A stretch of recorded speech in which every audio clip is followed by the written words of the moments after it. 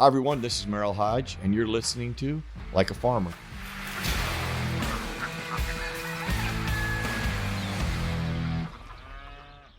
Hey, y'all, it's Pat. Welcome to another episode of Like a Farmer, powered by my friends over at AgAmerica.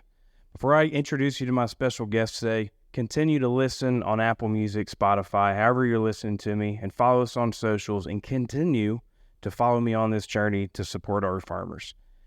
With that being said, I want to introduce my guest today, Mr. Merril Hoge. Merril, thanks for coming on the show today. Pat, it's good to be here, brother. We've got to hang out a couple of times, and there's multiple reasons why you're on this show today. I mean, number one, you've got agriculture in the blood, and I'm excited to talk about that. Very much so. One of the main reasons I started this show is to highlight the farmer, and especially the adversity that they face every single day. That's something that you face too, and your whole span you face adversity, whether it's professionally or personally, so I'm excited to dig into that today. But I want to start with what you're wearing. Find a way. What does that mean to you? Well, these words help me live a dream and fight to live, and a lot of in between, but they were just supposed to help me live a dream. And it started as a kid. When I think of age 12 was significant for me in my life. I was moving pipe. I was on a potato farm for a farmer. I was in the middle of getting my first bedroom, and that became important because I had always envisioned the one thing I'd never seen in a bedroom I would want if I ever had my own bedroom, because I didn't for a long time, was a wall of cork so that I could put goals up. I could see visuals. I had a teacher one day say, when you have goals, you need to write them down and pin them up in your room. It's where you start and end your day.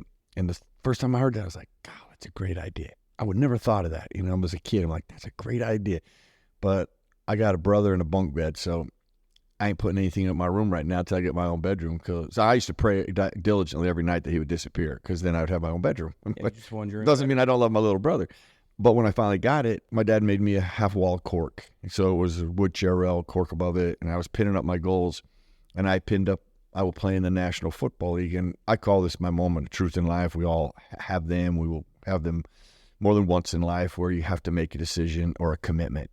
And at the time, I would play in the National Football League was nothing more than words on a wall, because as a kid, all I ever heard was, oh, you know how hard that is, what the odds are, don't put all your eggs in a basket, son, or that's impossible.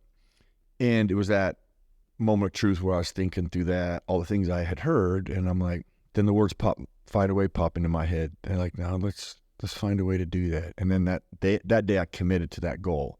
And those words inspired two things that still resonate with me today, that are part of my life. They're principles, action, and ownership.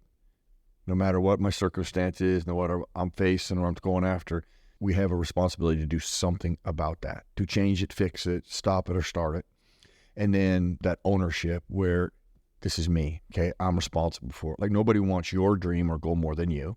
Nobody's going to work for it like you. So trust yourself in the journey. Don't live in fear. I've always believed that fear is temporary, but regret's forever. And those things have helped me through the process. But these words sent me on a journey. They've inspired action and ownership and everything. I've used them many times. I live by them. They've saved me many times. They've helped me get to where I am in life. And I like to share the message, because find a way is different for everybody. And everybody has the ability to find their way. It just comes down to this right here. Our greatest tool is our mind. The key to that. Do you control your mind? Does your mind control you? And I've lived this. I've seen it happen, and it is actual fact. People that learn to control their mind can overcome anything and can become anything. And one of the ways to help people do that are visuals. Any human being, any person could take whatever thought that they're having. If you turn that into words and goals, those words and goals will inspire action. Those actions will lead to patterns and habits, and that will build your character. And it's your character that's going to take you on your journey to help you find your way. That is a formula any human being can use and apply. It doesn't matter what it is. You're a farmer working every single day, and I understand. I love that you do this for them, because I lived in that environment a long, long time. And I used to marvel at, the Shizawas were the name of my first farmers I worked for. The dad who really established it, he's probably in his 70s, because he showed me how to move pipe the very first time, how to start the motor and how to move the wheel lines and all the stuff. And I remember thinking, man, this guy's, he was in his late 70s, and you could see all of the labor in his hands. but he was as tough as nails. He had a grit about him that I marveled at as a kid, and how he worked, what he did, the things he showed me, the things he explained to me. And I started there when I was about 12 years old. Dude, I've just never forgot that. Yeah. Hell, we could just stop the episode now. I mean, everything that he just said, adversity, inspiration, grit. I mean, you just named the traits of who the farmer is. And I'm taking a guess here, but let's go back to where you grew up. I mean, potato capital of the world, #1, Idaho. But it's a huge ag state. How was it growing up in Idaho? I loved it from this perspective. Like I used to go and get on a horse and ride on the weekends. Okay, I used to cover 800 acres. I used to trap gophers for ranchers and farmers. People that are not in the West, you may understand this, people in the West will understand it. A lot of irrigation goes on in the West because it's not like the East where it rains all the time. So gopher holes are damaging to irrigation. If you're going to flood irrigate, it's a real problem because you don't get a full flow of water because those holes take it away, and cattle step in them and break them. That's a big concern with ranchers and farmers. And so the less gophers you have, the less chance you have of doing that. And we were responsible for getting rid of those. And we used to love it. We used to saddle up our horses. My brother and I would work on the weekends. We would get $1 a tail, and we'd literally ride our horses to this convenience store. We would take our jar of tails and hand it to them, and they would give us $1 a tail. We make some $50, $60. That's a weekend. And that was a big time job. I mean, we loved that job. And to grow up like that, I mean, I was driving at age 12. My first vehicle I ever bought was a motorcycle. And I would drive my motorcycle to the farm, pick up a truck, and then drive it to the fields and drive around the rest of the day doing some tractors. I mean, hooking up tractors, putting trailers on, moving pipe, irrigating. So which we just doing a bunch of things. Just as a kid, I learned how to handle vehicles and be around vehicles. Like I remember when I went in to get my driver's test, I had to go to driver's training, and I got in. I put one hand on the steering wheel. I remember the head driver educator goes, "Somebody's been driving." I just gave it away because I was so comfortable, like just driving a certain way. It wasn't 10 and 2 for me. It was like he's like, "Oh, somebody's been driving." I'm like, "Oh no, I'm trying." Because I'd been driving for like 5-6 years before I went to get my license. And it's really cool to see because I know that the lessons that you learned growing up on the farm helped for your success, especially on the football field. We talk about hard work. I mean, that's where you learned it from. Well, this hard work and being tough. I'm telling you, everybody who farms is tough. I don't care where they're at, what kind of farming they do. They're tough people. You cannot do that unless you're tough. You just can't. I mean, you become tough. I mean, you got to start it when the sun comes up. That might be around 5 a.m. You're getting ready, and you're not done now. The field's and done until it's dark. 100%. Every day. Okay, no weekends off, no Saturday, Sunday off, no vacation. We're going to take 2 weeks off. None of that. 24/7, baby. None of that. Yeah. And sometimes you can get hurt on the farm. I mean, you've got I had the finger accident. Let's see it. So I almost lost my entire hand. Now, this happened in about 77. Okay, so now think of the technology that existed in 77. I get this hand caught in a wheel line, in a cog wheel. So it's just like a bike chain. Mm-hmm. So my hand got sucked up in it. Now I have seen those get sucked up in it, and they bust. There's so much torque in them.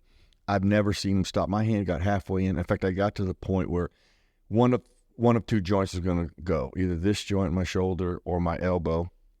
On my wrist. Something had to go because I had no other way. I had no other give to get. And when it grabbed, the force of it, I've never forgotten the force. There was a force I've never felt before and don't want to feel again.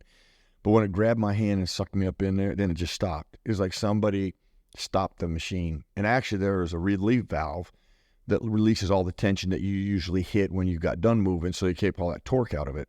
And I panicked just to get my hand out, and I hit it. Now all that would have done, it sent me back through it quicker and faster, and it would never stop. And so as soon as I did that, and it didn't release, actually, I hurried and slammed it back down, but now I was stuck in it.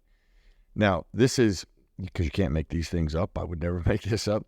I'm in the Mashad Flats. The Mashad Flats are probably 15 miles away from any civilization, okay? You can see a truck coming down the dirt road from miles away, okay? I'm stuck in there. I brought my brother that day. Usually I worked on these because there's a wheel lines and a pivot line. I was always by myself. On this day, I brought him. he comes down the line because I brought him down and I was bleeding so bad. He just lost his mind. He just couldn't come. He couldn't help me.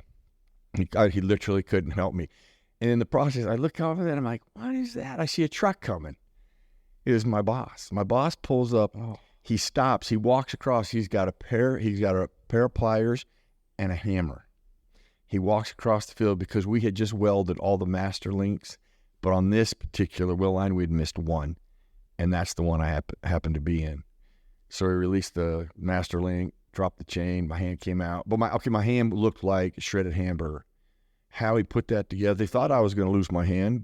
But what the doctor did to save a majority of it, aside from that finger, was honestly a modern day miracle. But when farmers see this, everyone will go, "Oh, you're a real farmer now. You're a real farmer now." It's like, you've lost a piece of your body. You're a real farmer. Think about that. No, yeah. It's so true, too. And that's another thing. Kent Shizawa, George Shizawa, every one of them had something very hand-wise that has been... I mean, especially when you're cowboying, too. And that's something... I mean, you grew up doing that, too. I know you did the calf. Yeah. And I mean, hell, you were... The cool thing about you, I mean, we always talk about Merril Hoge. I mean, you had a great football career. You're great on TV. I mean, it's all been sports. You have an unbelievable, badass story on the farm, though. I mean, you're a cowboy through and through. You love calf roping. Yeah. You were quitting football at one point in time to calf rope. Yeah, well... I mean, people don't even know that. You quit your sophomore year of high school. Yeah, I got kicked off / quit. It was kind of a mutual agreement. We'll meet in the middle there. So, depends on who you talk. The coach goes, no, I kicked you off. And I go, no, I quit.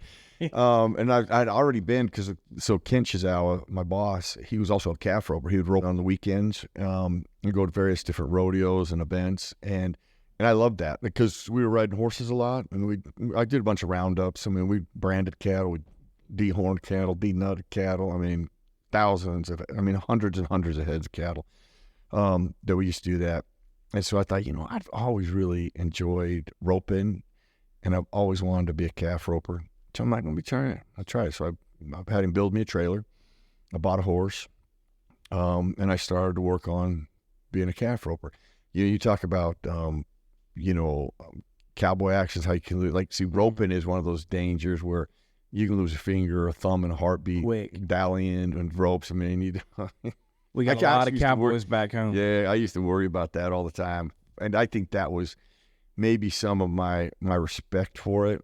But I was probably, I couldn't have been but 14 at the time, probably around there, 15. I was a late bloomer, so I wasn't really physically very strong, and I always struggled throwing calves, and that frustrated me. That's probably one reason that I went back to football. Actually, I just couldn't throw a calf, which obviously speaks to the respect I have for just how hard and tough cowboys are. It ain't no joke. I mean, it's anything that when you see somebody do it professionally and they do it so easy, it looks so easy. And then when you actually do it, that ain't easy. Throwing a calf ain't easy. There's a difference between strong and farm strong. There's no doubt about that. And that's just 100%. So at what point did you say, hey, I want to try this football thing out? Well, I listened my entire life. I had a dream of playing in the NFL. That's what drove me. What happened to me in that time frame of my life is I had to take ownership of where I was. I had struggled with, like, my parents, they were okay if I worked, and then I could drive if I worked, but I couldn't drive to practice because baseball was actually my best sport. But I couldn't go to baseball practice because they wouldn't give me a ride, and they wouldn't let me drive there, so I had to quit baseball. And so football was the only thing that was during school.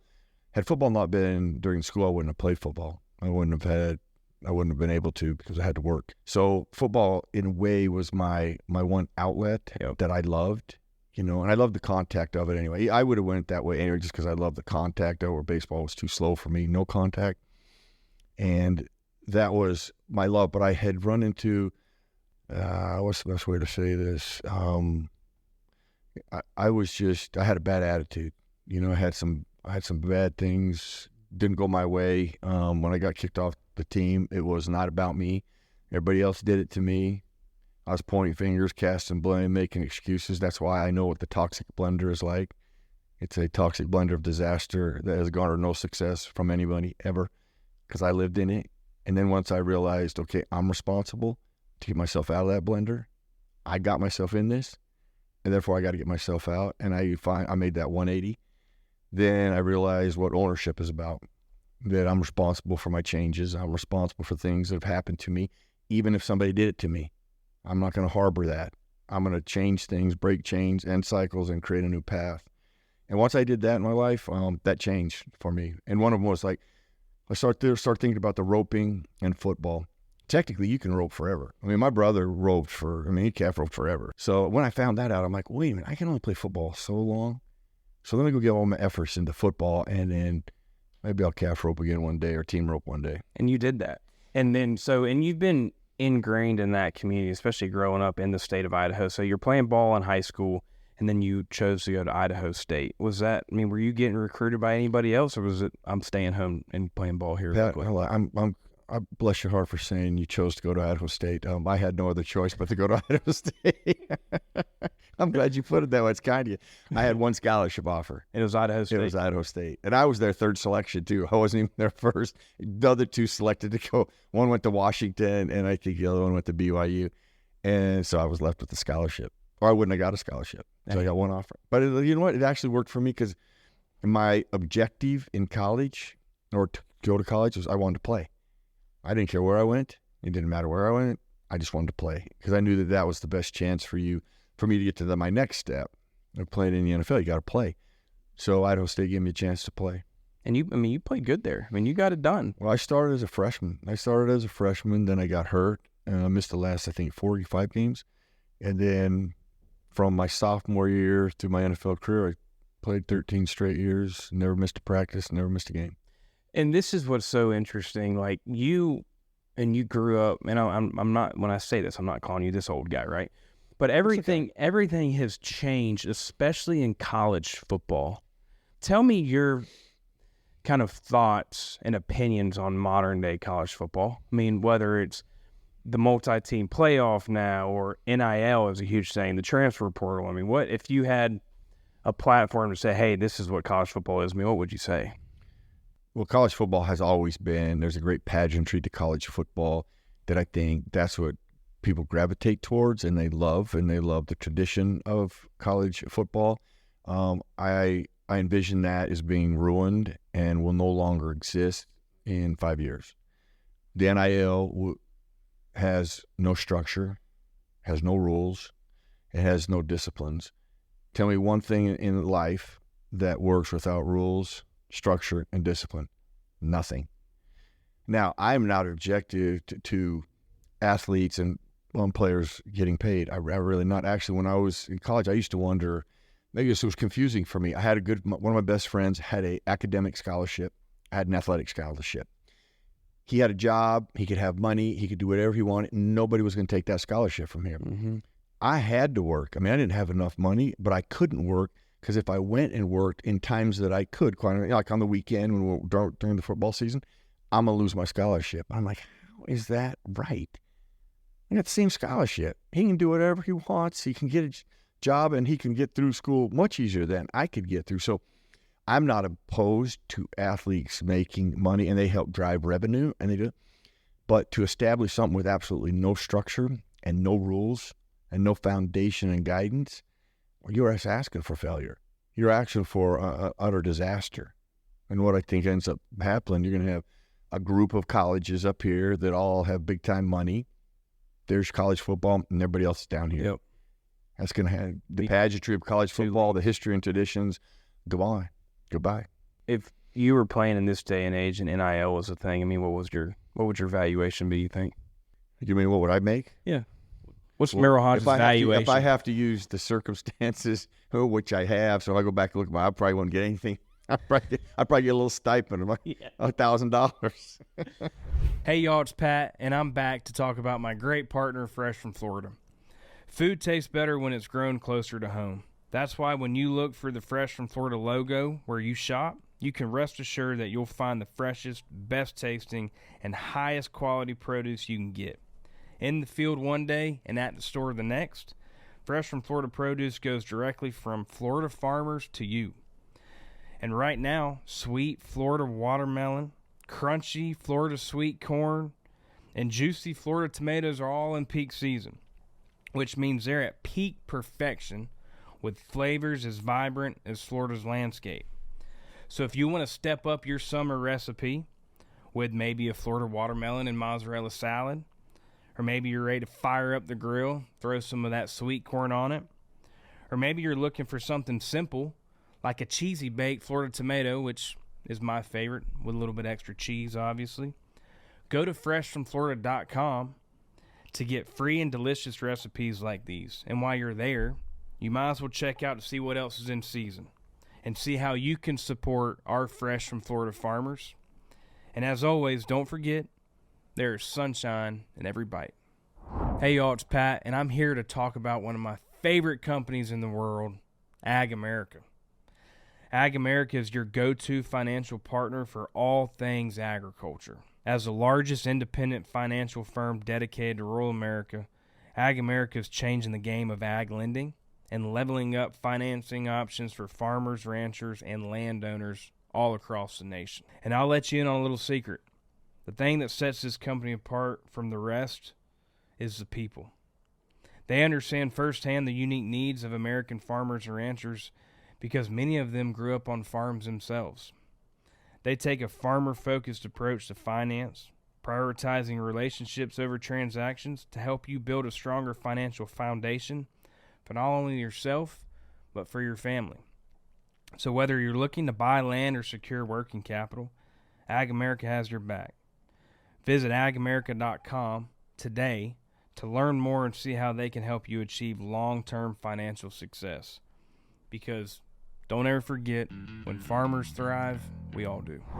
Merril, I keep on saying this, and it was so cool to get to know you over these past couple of days, but adversity, I keep going back to this because I love just sitting down and listening to you talk. I think you're so knowledgeable, especially on the inspirational side, and not even sports, right? I mean, we can all sit here and say, hey, you're great. You're one of the best when it comes to breaking down any type of position player in the National Football League. But adversity is something that you continue to be vocal about. And like even in college, I mean, at 19 years old, your mother passes away, and you've been vocal about that. I mean, how do you still lock in and say, hey, this is what I want to do in life after? I mean, I'm a mama's boy. I mean, I don't. Right. Well, listen, I say this every time I speak, and I like to be able to say it at any moment because it is true. I'm a product of a lot of people. People challenge me. People have inspired me. I find hope in people. And that's right, the cornerstone of the game of life that we're all playing.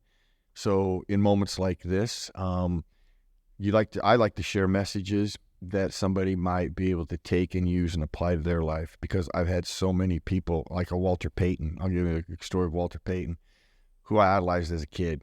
I wanted to be like Walter Payton. Anything he said, done, or will do, man, I wanted to hear about it, to find out, what makes him great. And is there something he does that I could apply to my life?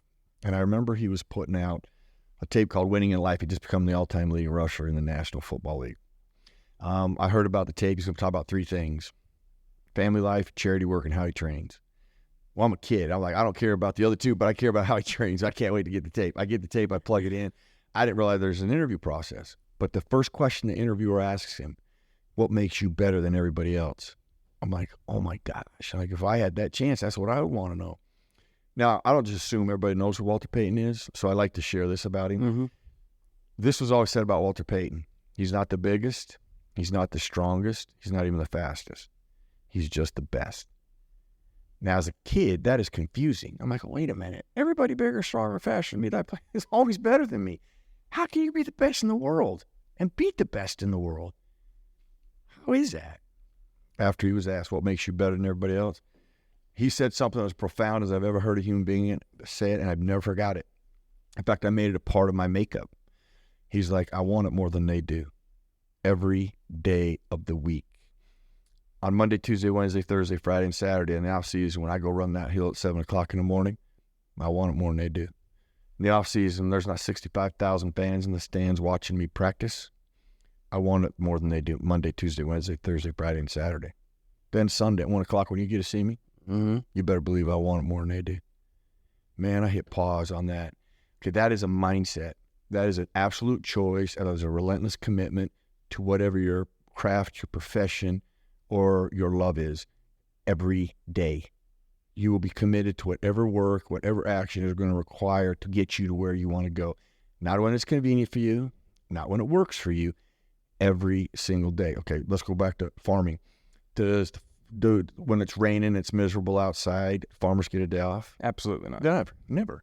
There's no day off. There's nothing they can go, man, can't do it today. We don't have to work today. We'll do it tomorrow. Every day. That's a mindset that anybody can develop. See, that's not a gift. That is a choice. There's a pattern and that is a habit that can be developed by any human being towards anything in their life. And when a person learns to control their mind, you can overcome or become anything. And once you do that just once in your life, well, then it's a tool for life. Then you can apply it to anything. And when I heard him say that, I'm like, that's it. Every time I practice, play, or train, I'm going to be like that. Because there's all kinds of days you're like, man, I'm sore, man, I don't, and that's the day that you have to plow through those arduous days. And when you learn to plow through those days, all of a sudden the road becomes smoother. Those tough days, they're not as hard because you learn to plow through them and you develop that mindset and it becomes a powerful tool for you. And once I learned that, I'm not saying it's easy. Okay? To start it is not easy. But if you start it and the more you do it, the easier it becomes. And once I was able to establish that and it became an asset in my life, and it's been the difference in a lot of things I've had to compete against. It's gotten me to the top, and it will help other people. It might be the difference between you and your competitor, that particular mindset. But learning that from him and to share those things, hoping that somebody could take that and go, oh, I needed that today. I'm going to try that. And they apply that to their life, and it helps them get to where they're going. That's what this is about. That's awesome. Going out of college, in your mind, hoping to get to the National Football League, you've been wanting to do that your whole life. You get the call 10th round, right? Yeah. To the Pittsburgh Steelers. Yeah. I mean, who called you? How did that feel? Because I know you're probably pissed off now. I mean, that was an arduous journey too. I went to the combine. Okay, so I just found out this year that 1987 was the first year they did the combine in Indianapolis. And that was my rookie. That was the first year I went there. I was in 87. I was the combine. I didn't know that. I thought they'd been doing the combine there. Anyway, it was the worst combine performance in the history of the combine. Thank the Lord they don't have footage from that. Okay, first of all, why do you say that? Because I got sick. I got the flu. I got the flu about 10 days before I'm supposed to leave. I got it bad. I lose like 10 pounds in like 3 days. I'm an absolute train wreck. No. Through my agent, I'm telling the NFL that I'm on antibiotics and stuff to help me. Well, as soon as they hear that, they're like, well, you better make sure you verify that and you have the right medical backing to support, because we're going to blood test you. We're going to give you a drug test. And if you come up negative on anything because of your, I'm like, what? And I go, I wasn't on steroids. So now I'm like, I spent a week trying to get the right literature and the right documents from the doctor to verify I'm not on steroids or something comes up negative, so that I don't get banned right off the bat. I mean, as a kid, I have all these things going in my head. So I go to the combine. When they run the 40, I felt like I had 40-pound vest on me and cement boots. I couldn't run the 40. I might still have. At one point, I had the most receptions by running back in the NCAA history, and that may never be broken if it still exists, because nobody's going to play 4 years again. There'll be no running backs. More than likely, I don't play 4 years. There's a good chance of that. Okay, I don't think I caught one ball in the ball drills. The first ball it hit me, it went right to my hands, hit me in the face, and then I saw blurred vision. And then after that, every ball was coming out there. I couldn't catch it. Man, I did nothing right. It was the worst combine history. I tell people that there's a guy. Remember Lonzo Highsmith? Lonzo Highsmith was out of Miami. He was the best fullback in the country at that time. He went to Houston Oilers #1. Since Highsmith and Hoge were on the same line, they do this quad hamstring strength and have these machines where you get in it, and he gets in it, and I'm like almost like smoke's coming off it. He was like yoked, his quads were massive. Well, I get in it. They didn't switch or adjust anything. I'm like, I couldn't move. I was so weak. I was like, oh man, this is the worst thing of my life. So I get on the combine. I'm like, ain't nobody drafted me after that display. Now, Denver, the Raiders, Green Bay, Washington, and the Pittsburgh Steelers did come back into Idaho State and reworked me out. Of all those teams, only one team didn't work me out. They only asked me if I played basketball, and they talked to me about my basketball, was the Pittsburgh Steelers. In fact, I was talking to the scout, and he's like, hey, you play basketball? And I'm like, I thought it was a trick question. I'm like, yeah. He goes, well, we got a basketball team in the offseason. You can make some money on that. And I'm like, okay. I go, do you need me to work out? He goes, no. He goes, I got everything here, watching tape. He goes, no, I don't need anything. Just wanted to meet you. Thanks for coming by. So I shut the door in my head. I'm like, okay, that team ain't interested in me. So they want nothing to do with me. I don't really worry about them drafting me. And they're the ones that drafted me. In fact, he was the one who called me. That scout was the one that called me. And he said, Merril, we need you on this team. You can make this team. Going back to the combine, and you've got a lot of people just sitting out on the combine. Yeah. I mean, is that something that you think are those reasons why? I mean, how do you feel about? The combine is an athletic event. It's not a football event. Don't get that twisted. There's been more mistakes made and will be made at the combine by people running around in their underwear, not playing football. It's just going to happen. It's waving to people. Oh, he's fast. You don't sign him up. He can play. Okay, go ahead and go that route. Where I think there's value in it, though, you can talk to the kid. You can do interviews, and I do think there's value in that. I'm not going to minimize that. And measurables are important, but they don't validate that you can play the game of football. And that gets overanalyzed, and people make the biggest mistakes at the combine. So after the combine, you get drafted by Pittsburgh, and you want to talk about motivators and just people that will make you run through a wall, or some of the coaches that were at Pittsburgh. I mean, it was Chuck Noll, Bill Cowher. I mean, how was that? I know you've got some good stories about those guys. Yeah, well, listen, Chuck Noll is the greatest man I've ever met. He's the greatest leader, greatest teacher. And he displayed the things that are most important if you're going to be peaceful and successful in life. Great integrity. And how he modeled was impeccable. And he was a great challenger.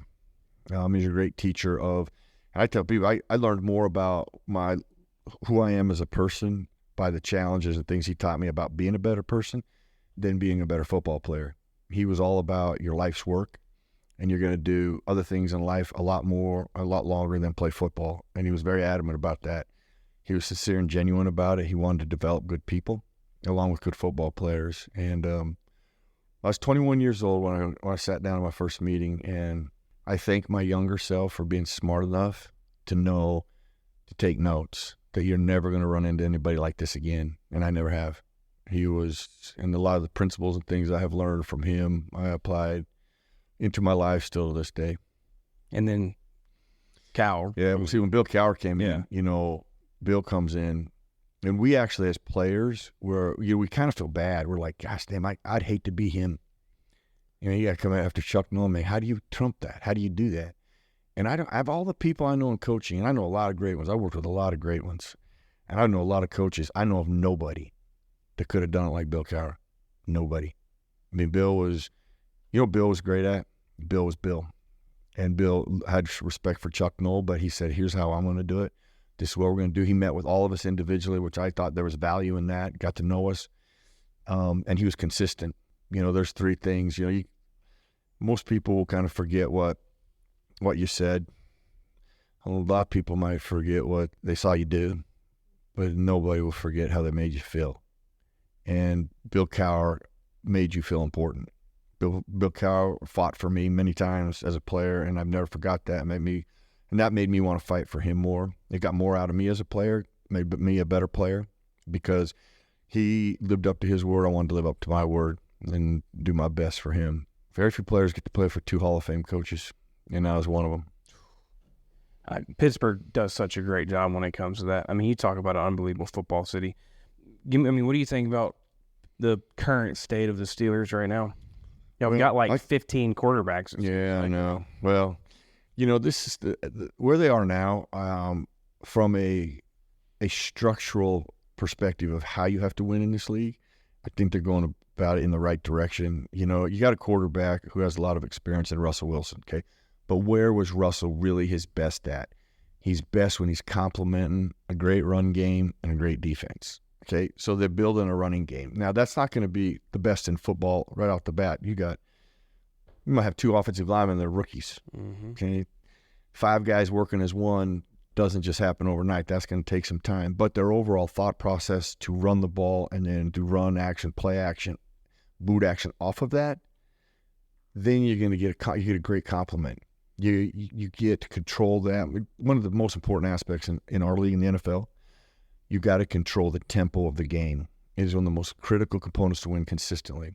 Best way to do that is when you run the football, you control the environment, you control the opponent, and you set your quarterback up and your entire team for success. And Russell Wilson's tremendous. He's probably one of the best at football, complementing that type. Russell Wilson is not, let's spread five wides and throw it all over the place. That's not Russell Wilson. Yeah. Russell Wilson thinks that's Russell Wilson, but that's not Russell Wilson. He is not Peyton Manning. He's not Josh Allen. He's not Ben Roethlisberger. He is who he is. He's a great complement of that, and that's what they're going back to. It's also a great way to develop a guy. So you got a young kid, Fields coming out of Chicago. When he came out of Ohio State, he was raw. And then he got robbed because you switched coordinators every year for 3 years with him. And Justin Fields, that's the last thing he needed. So now he gets to play in a system that is great in developing a young guy and building him up to be able to play from the pocket. Now, he has potential to be a better pocket guy than Russell Wilson, but he's got to be groomed and built again. And he's got to have some confidence established in him. So the way they're going about, I think, is going to benefit both guys. And I think they have serious upside. They got new coaching. So you have a lot of new stuff. So this is not going to just click all of a sudden. It's going to take a while to develop chemistry. But all of it speaks to going in the right direction and the style and the things that you need to do to win consistently in the NFL. So if you're the head coach, who you starting in week 1, QB? Well, this is what I do, honestly, and I think it's what any coach should do, is you allow them to compete. You truly allow them to compete. I'm not saying that you don't have a preset notion, okay, year 1, year 2. Well, we'll let you compete and then let that competition show you who's the best and go with the best. Sometimes that doesn't happen. The guy who's starting to get better, you're like, oh, no, I still thought it was this guy. That's why you want competition. You want the very best in them. Let true competition happen. And I do believe Russell Wilson's experience would win out based on all the things I just talked about and how they're going to go about it. But let him prove that. And if it doesn't, then go with the guy who earns it. Yeah. So, and I've always believed that.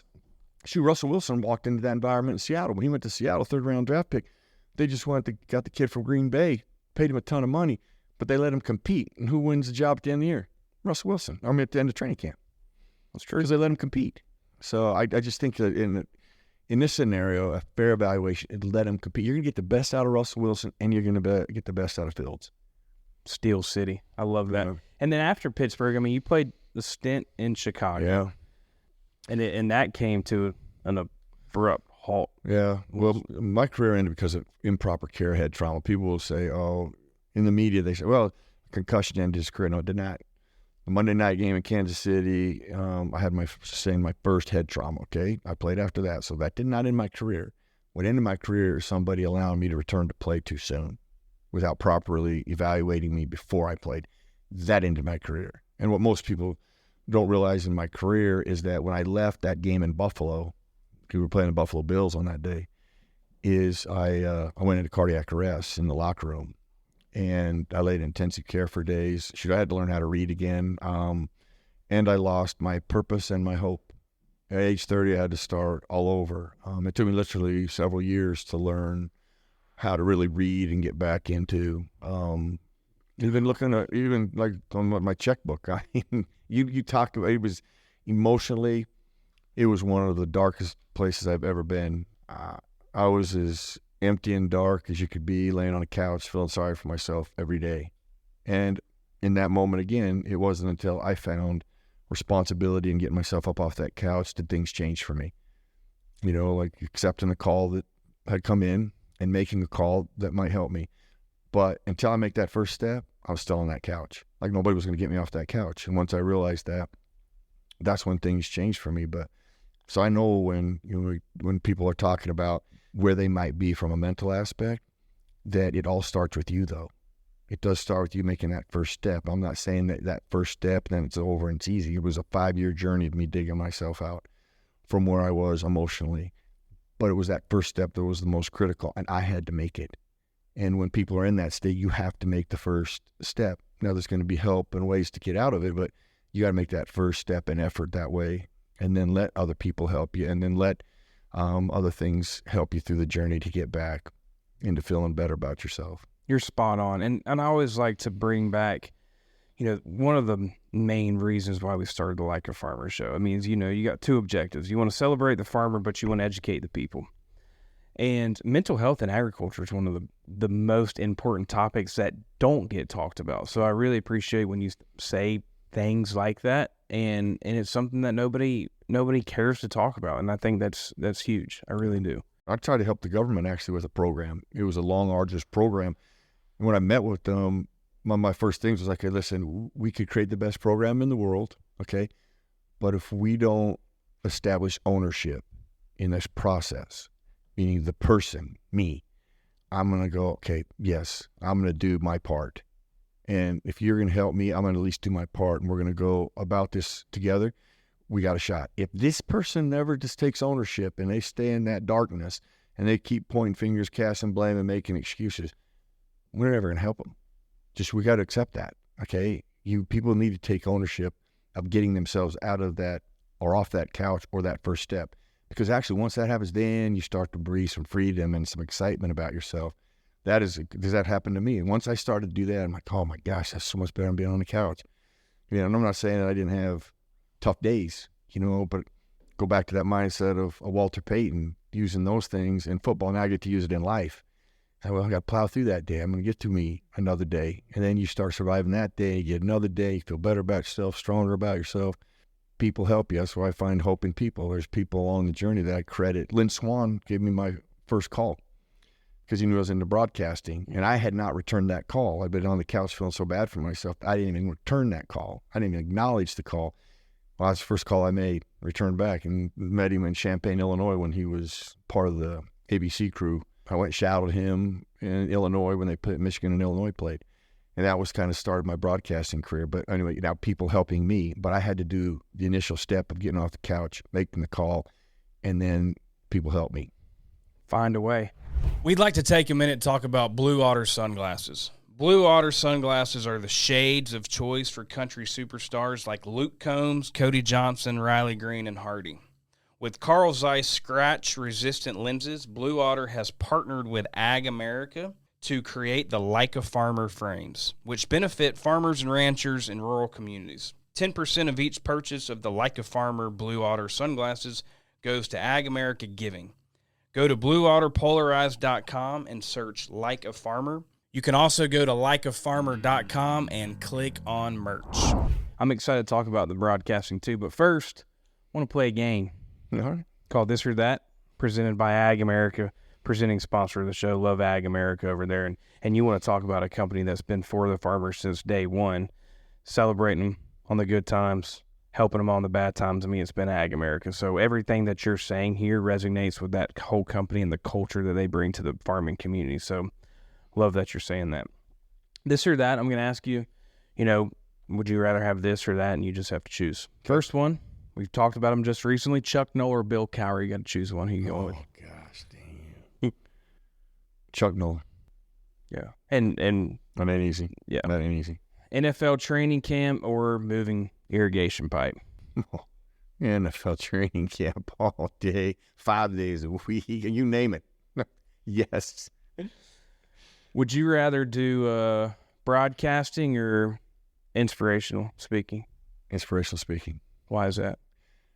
It is probably the most moving thing I've ever done in my life, where you can actually help people. You can give people inspiration, and then they take that and motivate themselves. But if you can give them that spark they need, you can give them that little something, like the challenge from a Chuck Noll, the knowledge I got from a Walter Payton, the quote I got from Aristotle. All that gave me a little bit of something. You can give that to somebody, and they're like, I needed that. I'm going to take that. I'm going to help it on, and that's going to help me find my way. There's no touchdown I've had that makes me feel that good. Yeah. And last one, just most recently on the draft, I'll give you 3 choices. You got to tell me who you're going with. Why do I have an idea? Go ahead. Caleb Williams, Drake May, or Jaden Daniels, the top 3 quarterbacks. Well, I would take Jaden Daniels. That's not that hard. Why do you? I mean, and you're one of the best at breaking down players. So why Jaden? Well, listen, none of these guys are like a C.J. Stroud who just came out the year before, or Joe Burrow. Okay, we just use somebody within a scope of the last 5 years of people who've been able to transition. And I'm not going to get into what allowed them to transition like they did versus these other three that you just mentioned aren't even close to a C.J. Stroud or Joe Burrow. But the one guy that is probably the closest is Jaden Daniels. His skill set from college and his ability to transition to the NFL. Now there's a whole bunch of variables that are going to come into play. The system they run in Washington, coaches that he gets, and that development will make a big difference in, his work ethic, the kind of kid he is. But when you look at his skill set, his processing and accuracy, those two things have to be like this. He has the best of those two. And there's different degrees of that. Now, he's not a C.J. Stroud, like I said, or a Joe Burrow, but he's not that far off. And that's why I give him an edge over those other two. Who's the best QB in the National Football League right now? I think of different things that make somebody the best. I actually think Joe Burrow is the absolute best pocket guy, from process to accuracy to throwing it from just the pocket. Now, when you start talking outside those realms, you can't ignore a Josh Allen and a Patrick Mahomes, And then if you look at Patrick Mahomes and Josh Allen, like Josh Allen has a much bigger arm than Patrick Mahomes. Patrick Mahomes just has a more athletic arm. You've seen how the act and how he moves it versus the strength of it. Like Josh Allen probably has the strongest arm in football. I don't think there's many teams in the NFL, organizations that wouldn't feel bad about having either one of those three guys. Yeah, 100%. As their foundation. I agree. I could talk football shop with Merril Hoge all day, every day. So after football, what made you know that you wanted to get into broadcasting? Well, it was by accident. I'll go back to Chuck Noll. Chuck Noll always challenged us to work on your life's work. And he would give these two presentations or talk about it in two different times. Like if we just got beat really bad, he would talk about our life's work might start a little sooner than we expected if we don't change things around. Okay, so that's one of them. And then he would always mention it towards the end of the year. He's like, listen, don't waste your off season. Work on your life's work. Find what you want to do something, go back to school. Or he used to always say, use the stage you have. It's rare. Not many people get these opportunities. Just don't abuse the stage. And I thought it was a great piece of counsel that people are going to give you an opportunity. Don't act like they owe it to you. Do your job. And meet them halfway and be grateful for the opportunity. I was doing a radio show, a remote. I did it for a place called B94, and it became popular. Actually, I was one of the first players ever in the Pittsburgh area to do a radio show on air. And I used to do it from the PR department's office so they could listen to me talk so I didn't say anything wrong. That's how it was like in 1988 or 89. It was around there, about 88.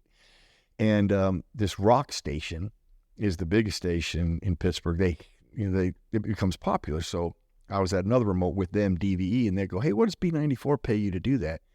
I'm dumb, not stupid. I just was paused long enough because they didn't pay me anything. And they go, hey, wonder if we paid you $10,000. I'm like, yeah, it's a great idea, right? And they go, but we have one stipulation. We want you to come into the studio. And I'm like, on a Monday. This is after a Sunday game.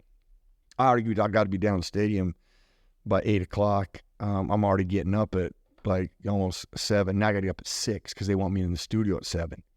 And all I'm thinking, I was, oh man, what I feel like on Mondays? I don't want to go in the studio. But I was on my way there. I will give it that. So I was living here. I had to go to the Fort Pitt Tunnel, but DVE's right there. And then I remember Chuck Noll's voice in my head, do your part, use the stage, don't abuse the stage. I'm like, all right, I'll do it. I'd never been into a studio. I'd never seen one. I opened the door. And I'm telling you, I still remember when I opened the door first time, it was like, boom. It just grasped me. It just like sucked me in. It was the coolest thing I'd ever seen. I had all these mics and I was like, oh my gosh, this is cool. I could not get over how excited I was to be in the studio. I'm like, this is what I want to do. And so I started doing radio shows with them. When I went to Chicago, part of my deal was I had a CBS deal.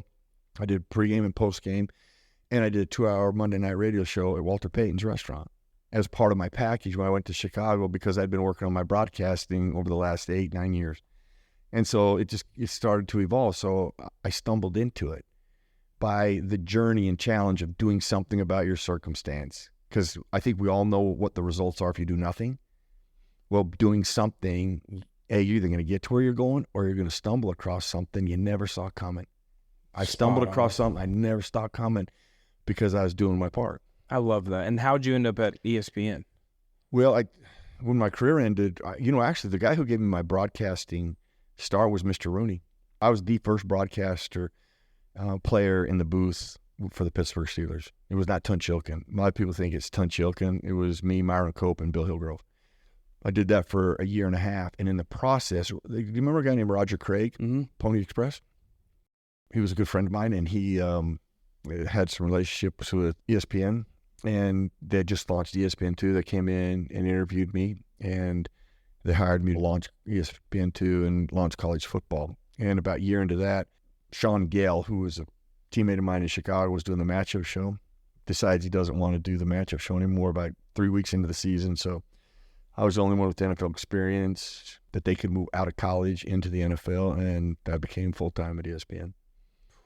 And then, so now you're at ESPN, and let's just back up because we talked about it. So in college, and it's all adversity. I mean, this is I love that you came on the show today, but you think about adversity. So college, hey, you lose your mother. Football, you go to Chicago, and you have the adversity you had to face there. And then now, 2003, you're at ESPN, and you get diagnosed with the non-Hodgkin's, correct? Yeah. I mean, like, at what point did you know that was coming? Like on the symptoms, or did it just happen? Or I will tell you this, that I don't think I've never been quite articulate enough to describe the emotions of that day. I call them the dark days of diagnosis, because hearing you have cancer and you have a 3-pound tumor in your lower back and you're going to have to go through brutal chemotherapy and I can't guarantee it's going to work, that's devastating enough. But then all of the things that come after that, it just gets worse and worse in a lot of cases. You have to go get the cell type. Then you have to decide what kind of treatment. And then they give you the percentages of that treatment working for you. And I had a scenario of doom presented to me. And these words right here again are actually sent to me in a challenge with my daughter. Because actually, right after I got off the phone, they called me on Valentine's Day. And my doctor said, "Hey, Merril, listen, you got a 3-pound tumor in your lower back. It's malignant." He goes, ironically, it's the size and shape of a football. He said, "But you're going to have to go through brutal chemotherapy." He said, you'll be sick. You're going to be tired. He said, anywhere from 14, 17 days after your first treatment, you're going to start losing your hair. You might want to think about shaving your head. And he said, the last thing I have to share, I hate to say it, but I have to. He goes, "I can't guarantee what we're going to do will work for you." And he hung the phone up. And the only two things I could think of were chemotherapy and dying. I was overwhelmed by it. I was consumed by it. So I thought I should share with my kids, because they're not used to me being sick and bald laying on a couch. I thought I better get ahead of that. So I shared that with them. And then went right back to that darkness of chemotherapy and dying. And I didn't realize my daughter had worked her way across the room, and she'd put her little dainty arms around my neck. She's, wiggling my neck back and forth. And I finally looked at her, and she said, "Well, then you know what, Dad? You better find a way." And honestly, I'm going to tell you this, like, I actually could start crying when I think about it. Because it changed my mindset. I was like dying was not an option. Being sick and tired on the couch wasn't an option. Like, all my energy changed. I was like, I'm going to find a way. So I walk into my office, I tear down all my goals, and I write down one. All right, I will destroy non-Hodgkin's lymphoma. And I stuck it on the wall. And then I made a commitment to it. I looked at that goal, and I'm like, you picked the wrong guy. Had I not heard these words from a 9-year-old? Like, I don't know. Honestly, I don't. I was in a dark space. But it knocked me out like that. And so that's why I love these words, because they still do it for me today. They started at 12. I still live by it. I share it because I'm hoping it helps others, because it doesn't have to be what I'm going through, but they're going through something, or they're dreaming of something. Can it help you? Can anything help you? God, that's awesome. That's deep. I love that. I appreciate You're always finding a way. I mean, it always goes back to that saying. Yeah. And it's so cool to just, because it means something. I mean, that means you're doing something you're supposed to be doing, like what you just told me not too long ago. It's like, that's unbelievable. obviously some dark times at ESPN. You have some great times at ESPN too. Oh, yeah. You worked with some absolute legends. I mean, that crew, I mean, you had the old school crew I'm calling. I mean, what were some of your best memories over there? You put, 21 years over at ESPN? Listen, going through one thing I have to acknowledge, ESPN, when I had that, they would work with me every way. Yeah, they didn't make me come in. I even worked the draft. They're like, you don't have to work the draft. I'm going to work the draft. I want to keep my routine. And they were helpful with that. And from producers, Jay Rothman, who ran all of Sunday Night Football and the draft, he challenged me because I was going to wear a hat. Actually, because I was bald, I was scared to death to do the draft. I was like, I can't let the world know I'm bald. And I actually got a hold of Reebok. And I talked to Reebok about giving us hats for every NFL team. So what I would do is I'd wear a hat for whatever team was making a selection. So it didn't look odd. I was just promoting them. And so we have our big production meeting. This is 2 nights before the draft starts. And Jay Rothman, our producer, he said, can I do dinner with you? And I said, sure. So we're doing dinner. And a lady comes over, has the menu, gets some drinks. She sits him down. He goes, let me ask you something. He goes, what you hiding? I said, what do you mean? He goes, what you hiding? I go, what do you mean? He goes, why are you wearing the hats? I said, oh, shoot, Jay, I'm bald. I can't go on TV bald. He goes, really? He goes, well, I've been seeing you, the way you walk around here. He goes, then you're going to hide it in front of millions? Can I suggest you don't wear the hat? I was like, oh my gosh. You're right. Who am I hiding it from? So now I got a problem. Reebok's expecting me to have all these hats. Yeah. So I did put the back. If you see some of the footage that exists in that draft, I have all the Reebok hats laid out up front, and I never wore my hat. But so he's one guy. I mean, Stuart Scott, when I talk about all I missed or would have missed had I not survived, Stuart Scott and I became dear friends. He hosted our matchup show. We spent a lot of time together. The thing that bonded us was we loved talking about being dads. We loved being parents. We loved our kids without end. And, when he passed, his kids, I think, were still in junior high and high school. And I think about him often in all that he has missed because I reflect on all I would have missed. And that keeps me grounded and gives me a perspective on life that I appreciate. I'd miss this. I wouldn't have been here to do this. Stuart Scott is not here to do your show next week, and I think about that. And guys like that, they're no longer around are disheartening because he was such a good human being. He was great on television. In fact, he taught me a lot about television. We used to talk about, because I didn't go into broadcasting school. I didn't get taught how to do television. I had to learn how to do it. I had good people that, Jerry Madelon, who was my first producer, he challenged me and helped me with it. So, but I would try to pick, knowledge from other people. So I used to ask Stuart, like, what is the key that you use to be great on TV? He goes, here's what I do, Merril. Let's say it's you and I on the set together, and that camera right there comes on me. He goes, it's about me. He goes, man, I'm giving everything I got. I'm like, thanks. I like that. So he took charge, like that is like, that's a great way to think. So, and I remember Jerry Madelon, one of my producers, he's like, Merril, I watch you off the camera and you're bold and dynamic. Be bold and dynamic on television. And I'm like, so I used to write bold and dynamic down before I start every show, bold and dynamic. And what I found out to be bold and dynamic, then you need to be buttoned up and prepared. The more you're prepared, the more bold and dynamic you can be. And, from Stuart Scott, Ron Jaworski, my first show I ever did with Ron Jaworski, we went on a commercial break, and I didn't really have any information because I got brought on so late about this one matchup. And Jaws gave me everything that I needed for the. And first of all, analysts don't do that. You get your own stuff. I'm not going to do your work for you. Man, that guy, he gave me everything I needed. And when you see Ron Jaworski and you think, okay, he was a legend. He's the legend. He's still the standard. And just a superhuman being. I mean, and he helped me through my first show. And I've never forgot that, But I remember when I left, I'm like, I will never show up not prepared with that dude. Jaws. Because he is that good. Yeah, I agree. Like I said, I loved watching you on TV, especially ESPN. And then, that big layoff in 2017, there's a lot of, I'm saying, goats that were just gone. Yeah. Here's what I understood about that. There's obviously a disconnect. See, Disney owns ESPN. So Disney called in and said, listen, you got to make some cuts. Now, this is how I know there's a disconnect. I just signed a 5-year deal with ESPN 2 months ago.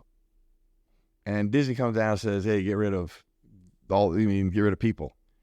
Then I'm like, you didn't communicate to you clearly wouldn't have given me a 5-year deal because you had to pay me for 5 years. And I'm not even working there. Jaws and I had just signed 5-year deals.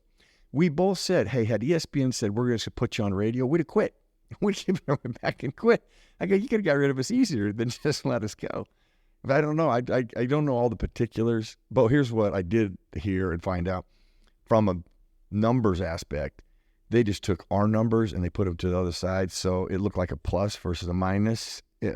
For as bizarre as it might sound. But yeah, you can't control those things. I didn't spend much time on getting let go.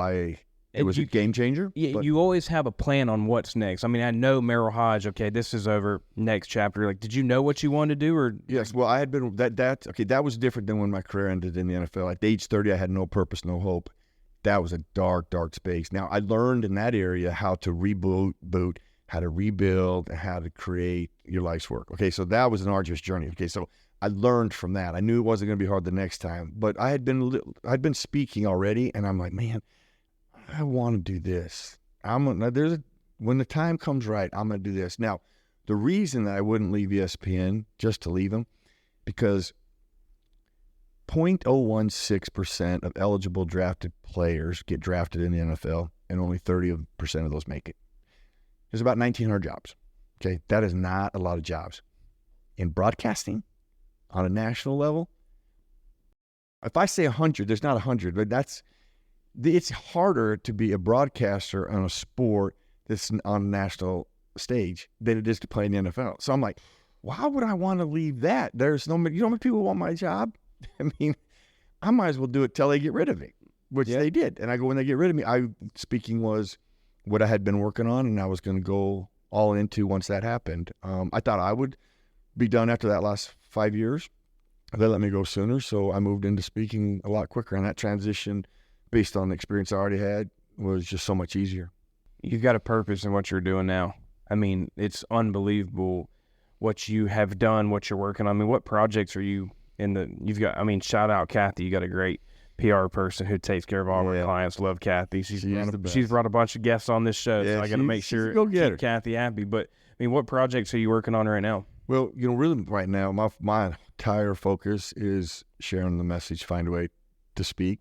That has really been my biggest passion. I still help run a program called the Way to Play program in the NFL that we launched about 7-8 years ago. That was stimulated from watching tape and trying to recognize players for playing the game right versus penalizing just one guy for doing it wrong. We got the other guys are doing it right, and one guy gets recognized for doing it wrong. Let's credit the other 21 guys for doing it right. So that Way to Play program is passionate for me.